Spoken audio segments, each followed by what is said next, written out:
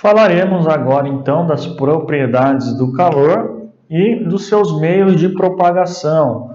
Como a gente disse ali atrás, eu deixei para vocês aquela dica, né? A gente sempre vai estar falando aqui de 3 elementos, 3 características, e aí aqui a gente tem os 3 meios de propagação do calor. Acabamos de falar aqui dos 3 elementos necessários para que haja o fogo, e agora a gente vai falar um pouquinho dos 3 meios de propagação. E ainda existem mais 3 outras características que a gente vai estar vendo aí, de 3 principais classes de incêndio. Então existem outras, mas a gente vai falar das 3 principais classes de incêndio e também dos 3 métodos de extinção do fogo, só para ficar um pouquinho mais fácil da gente entender. Então a gente já viu aqui como o fogo se forma, o que a gente precisa para que haja o fogo, né? São os 3 elementos lá do triângulo do fogo, que junto com a reação em cadeia, a gente vai ter o tetraedro do fogo, e aí ele se forma, e agora a gente vai entender um pouquinho como o fogo se propaga, ou seja, como o fogo caminha, de que forma aquele princípio de incêndio se torna um incêndio, de que forma aquele incêndio se torna um sinistro. É através dos meios de propagação. Isso vai ser muito importante também no momento da gente fazer esse combate, para a gente entender qual é o caminho, por onde o fogo vai se propagar, por onde ele vai caminhar, e aí a gente escolher e utilizar as técnicas mais adequadas para fazer esse combate. Então, a transmissão do calor é a propagação do fogo que se dá pela transmissão e se processa através do ar atmosférico ou da própria estrutura dos sólidos e líquidos que estiverem nas proximidades do fogo, manifestando-se aí de 3 formas. Quais são elas? Através da condução, da convecção e da irradiação. Então, essa transmissão de calor, essa propagação do fogo, acontece de 3 formas. Ela pode acontecer através do próprio material combustível que está queimando, então através de um corpo sólido, ou através aí de massas de ar quente, de gases que são liberados dessa reação química, e também através de irradiação, como a gente tem o exemplo aí, né, na tela, nessa imagem, onde a gente tem esses 3 meios de propagação do fogo.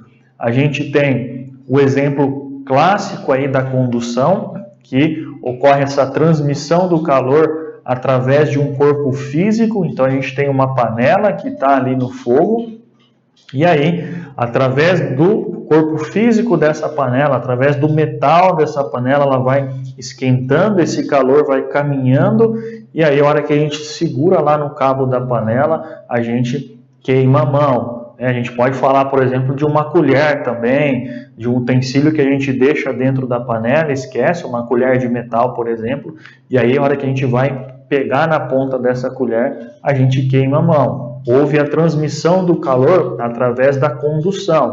Então, nesse meio de transmissão do calor, ele precisa de um corpo físico para molécula a molécula ir caminhando por esse corpo. No meio de transmissão do calor de convecção, como a gente está vendo ali na imagem, existe uma troca de calor. Então a gente está vendo ali a água mais fria com a água mais quente, vai fazendo essa troca, vai fazendo esse ciclo e vai liberando ali vapor, vai liberando a fumaça, os gases que são liberados no incêndio, e aí esses gases, essa massa de ar quente, essa fumaça vai atingir outros locais, chegando a uma temperatura que pode iniciar o fogo ali. Então o fogo vai caminhar através dessa massa de ar quente, desses gases. E a irradiação, que são ondas de calor, como a gente tem na imagem ali também, né? Existe ali uma serpentina ali, é um fogo que é um meio de transmissão do calor através da irradiação. A gente tem o próprio exemplo do nosso Sol, né, que faz esse trabalho também. A gente tem o calor do Sol através da irradiação. Então, esses são os 3 meios de propagação. É por onde o fogo vai caminhar, de que forma ele vai se propagar naquele local. Pode ser através de um corpo físico, condução, pode ser através dessa troca de calor que existe ali, e aí vai ter essa liberação de gases, da massa de ar quente, de fumaça, e aí a gente vai ter o meio de convecção e através de radiação. Então, são raios de calor que acabam também provocando, que acabam levando o calor para outras áreas. Muito comum, por exemplo, em áreas de armazenamento de combustíveis, tanques de combustíveis, onde normalmente quando a gente tem um fogo, né, começou um fogo num tanque de combustível, o bombeiro vai estar sempre resfriando os tanques nas laterais, porque existe ali irradiação de calor, aquele tanque que está queimando, ele tem altas temperaturas e vai irradiando esse calor, essa alta temperatura para os tanques próximos, que se o bombeiro, se o brigadista não estiver refrigerando aqueles tanques próximos, o fogo começa ali também. Então é muito importante que a gente conheça esses 3 meios de propagação para entender como o fogo vai caminhar, por onde ele vai agir ali, e dessa forma a gente tome as medidas necessárias, tanto de combate como também de evacuação do local. Esse meio de propagação vai ser determinante em algumas situações para a gente fazer a evacuação total, parcial, e de que forma fazer isso. Isso vai ficar muito claro para a gente quando a gente falar aqui no meio de convecção. A gente vai falando em fogo em edifício, em prédios, em locais onde a gente tenha andares, pavimentos superiores. A gente já vai chegar lá, a gente vai conseguir entender um pouquinho melhor. Então, são os 3 meios de propagação do calor, de transmissão do calor. Como o fogo caminha, né? Por onde o fogo vai, normalmente a gente vai estar definindo através disso, dos meios de propagação também, quais são os métodos e as técnicas que a gente vai utilizar para fazer esse combate e uma evacuação do local. Então, lá no meio de condução, a propagação do calor é feita de molécula para molécula do corpo, por movimento vibratório.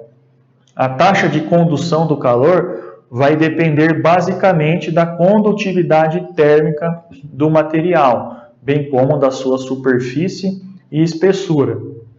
Então, no meio de condução do calor, ele precisa obrigatoriamente de um corpo físico para se transmitir. Ele vai molécula a molécula caminhando por esse corpo físico até atingir toda a sua extensão. Um exemplo claro disso aí, mais uma vez, aí a gente tem uma barra de ferro, por exemplo, que a gente colocou uma chama numa ponta. Então ela vai começar a esquentar nessa ponta e esse calor vai ser conduzido molécula a molécula até atingir a outra extremidade. Então, no meio de condução, precisa de um contato físico, precisa de um meio físico para esse calor ser conduzido. E aí, isso vai variar de acordo com o material que está queimando. Então, tem materiais que são mais ou menos inflamáveis. Isso vai ser determinante para que essa condução seja mais rápida ou mais lenta. Por exemplo, vou citar aqui algo bem comum, papel. Rapidamente ele é consumido. A gente tem metal, uma barra de ferro, por exemplo, ali vai demandar um pouquinho mais de tempo para que ele seja para que ela seja totalmente transmitido o calor por todo o seu corpo. A gente tem um exemplo muito claro aí também em vegetações. Então, por exemplo, existe o eucalipto, que é um tipo de vegetação que ele retém muita água. Então, a condução nesses casos vai ser um pouco mais lenta. Vai pegar fogo ali também, mas por ele possuir essa propriedade de segurar a água ali, de reter água, esse fogo vai demorar um pouco mais para se propagar por esse meio de condução. Já o pinus é uma árvore, é um tipo de vegetação mais seca. Ele não tem essa autodefesa, digamos assim, que o eucalipto tem. Então, esse meio de propagação da condução vai ser muito mais rápido, né? Então, a gente tem dois exemplos ali para ilustrar que esse meio de condução precisa de um corpo sólido para acontecer. Então, ele precisa ter ali uma madeira, um papel, um tecido, uma mesa, uma cadeira, algum corpo físico para ele se transportar, e a velocidade com que isso ocorre e que ele vai conseguir atingir todo aquele elemento vai depender muito das características daquilo que está queimando. Então, vão existir materiais sólidos que são mais inflamáveis, que a gente vai ter uma queima mais rápida, e tem materiais que são menos, ou também tem uma espessura, um tamanho maior, menor. Tudo isso vai influenciar nesse meio de propagação. É algo que a gente precisa se atentar no incêndio. Então, materiais sólidos, esse meio de propagação vai ser por condução. Então, o que eu tenho ali no meu ambiente de trabalho, no meu local, que está pegando fogo, que eu preciso fazer esse controle. Eu preciso entender que determinados materiais vão queimar mais ou menos rápido. Entender exatamente ali para que a gente tenha essa proporção. Não, está queimando aqui madeira. Opa, madeira queima rapidamente. A condução ali, a transmissão do calor é rápida. Então a gente precisa fazer esse controle o mais rápido possível também. Está queimando aqui material de metal, por exemplo, é um ferro, é uma grade aqui, Então, essa transmissão, essa condução de calor é um pouco mais lenta. Não quer dizer que está tranquilo então. Não, pelo contrário, a gente precisa combater também. É só para a gente ter uma noção de como esse fogo vai ser conduzido, se ele vai atingir proporções alarmantes mais rápido ou não. Então, através do meio de condução, que precisa de um corpo físico, a gente vai conseguir entender um pouquinho como esse fogo vai caminhar. Então, por exemplo, pegou fogo numa residência, né?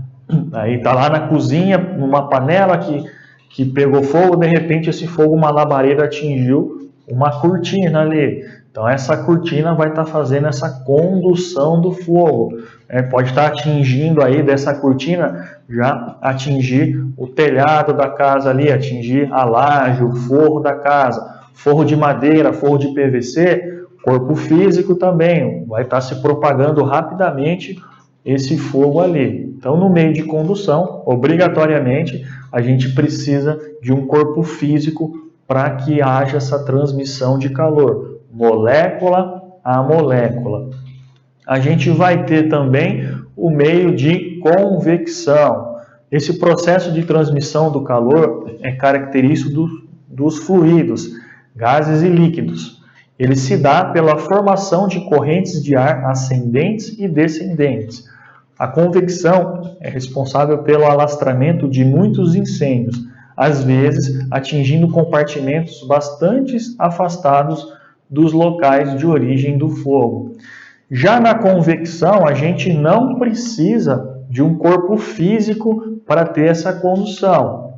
Ela acontece com os líquidos e gases, existindo uma troca de calor ali que vai liberar, então, esses gases, essa fumaça, essas massas de ar quente, provocando, levando esse fogo a outros locais. gente tem o exemplo da panela ali, onde a gente está verificando essa troca de calor. Então a água quente ali, a setinha vermelha está subindo e a água fria vai descendo. Isso acontece, por exemplo, lá na nossa panela de pressão, né? A hora que a gente está cozinhando ali o feijão, está cozinhando uma carne, está existindo ali o processo de convecção. Então a gente tem água ali, vai ocorrendo essa troca de calor, a água quente vai subindo, a água fria vai descendo, e isso vai gerar um vapor. Obviamente, lá na nossa panela de pressão, ela vai ter a válvula de segurança ali que vai estar liberando esse vapor aos poucos. Num incêndio, isso acontece da mesma forma. Então, a gente tem o fogo que se iniciou, que normalmente ali vai estar consumindo, por exemplo, num edifício, vai estar consumindo materiais sólidos ali, então está queimando mesa, cadeira, carpete, está queimando materiais sólidos, e aí essa troca de calor começa a emanar, a liberar gases, vapores, fumaça. Essas massas de ar quente, esses gases, essas fumaças vão sempre estar subindo, porque são mais leves que o ar. E aí, através dessa massa de ar quente, dessa fumaça, desses gases que estão em temperaturas altíssimas, vai estar subindo, atingindo os andares superiores, tendo temperatura suficiente para que o fogo se inicie nos andares acima, nos pavimentos acima. Então, vai ficar uma dica importante para vocês, né? Sempre que existir fogo num prédio, num local que tenha um pavimento acima, a gente nunca deve subir, a gente deve procurar sempre descer, sempre por escadas, né? Nunca por elevador também, porque o elevador, ou o próprio fogo, ou é uma técnica utilizada aí, vai ocorrer esse desligamento de energia. E aí você pode ficar preso dentro do elevador e a própria fumaça te causar ali uma asfixia ou ser surpreendido até pelo fogo. Então, procurar sempre descer pelas escadas de emergência. Normalmente os prédios vão possuir a porta corta-fogo ali da saída de emergência, que você vai ficar protegido. Nunca subir.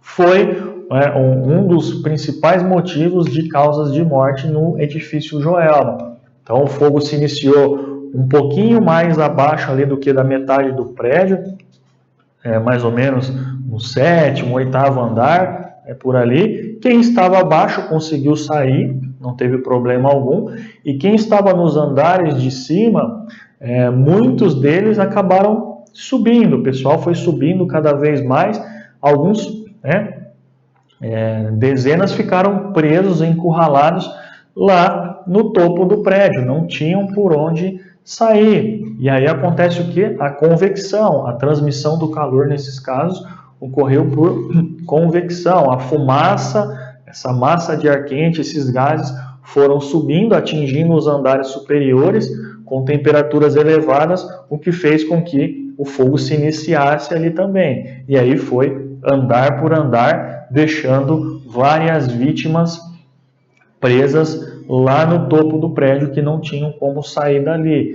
Então, quando a gente estiver num local que tiver pavimentos acima e tiver um fogo, a gente tem que procurar sempre descer, nunca subir, porque a transmissão do calor normalmente vai ser feita por convecção. Essa liberação desses gases, dessa massa de ar quente, dessa fumaça, vai estar sempre subindo. Subindo, a partir do momento que ela encontrou o teto ali, uma barreira física, ela vai estar esquentando aquela barreira física até que o fogo se inicie ali também. A gente vai chegar numa temperatura elevada, que a gente vai ter ali oxigênio, material combustível e a fonte de calor para que o fogo aconteça. Então fica um ponto de atenção aqui. Na convecção, diferente da condução, a gente não precisa, então, dessa fonte, desse corpo físico, desse meio físico. Ela vai se manifestar, ela vai se transmitir o calor através dessa troca de calor, né, que vai gerar essa massa de ar quente, essa fumaça, esses gases que são liberados, e aí automaticamente vai acabar gerando fogo sempre nos pavimentos superiores. E a gente vai ter também a irradiação, que é a propagação da energia por meio de partículas ou ondas. Todos os corpos emitem radiação, basta estarem a uma determinada temperatura. Então, é o exemplo clássico aí da fogueira, né? Eu tenho fogo ali, e aí eu não preciso encostar a minha mão no fogo para que ele seja aquecido. Inclusive eu nem devo, né? Porque eu vou me queimar. Mas a gente consegue se aproximar desse fogo e sentir o calor nas mãos, aquecer as nossas mãos. Então, essa transmissão do calor pelo método de irradiação ocorre também sem contato físico. São ondas de calor que transportam o calor de um meio para outro. A gente tiver duas casas, uma do lado da outra, uma casa pegou fogo, a proximidade dessa outra casa vai acabar que esse fogo vai transmitir ondas de calor que pode atingir a casa ao lado. Então também aqui eu não preciso de um meio físico. Acontece através dessas ondas de calor. Essa irradiação vai levar esse calor para a casa do lado, que vai chegar a uma determinada temperatura ali também, e aí o fogo vai se iniciar. Exemplo que eu citei para vocês anteriormente, quando a gente tem ali vários reservatórios de combustível, e aí por algum motivo a gente tem um fogo no reservatório desse, o bombeiro vai se preocupar sempre em estar resfriando os tanques ao lado, jogando água nos tanques ao lado, para não deixar que essa irradiação atinja esses tanques próximos, o que vai fazer com que possa ter o fogo ali também. Então, é esse o método de irradiação, o calor que é transmitido através de ondas de calor, de irradiação, né? Não precisa de um meio físico e também não ocorre como na convecção, que é a liberação desses gases, dessa massa de ar quente. Acontece através da irradiação. É através desse meio de propagação do fogo, da irradiação, que a gente vai conseguir, no incêndio também, manter uma distância segura do fogo.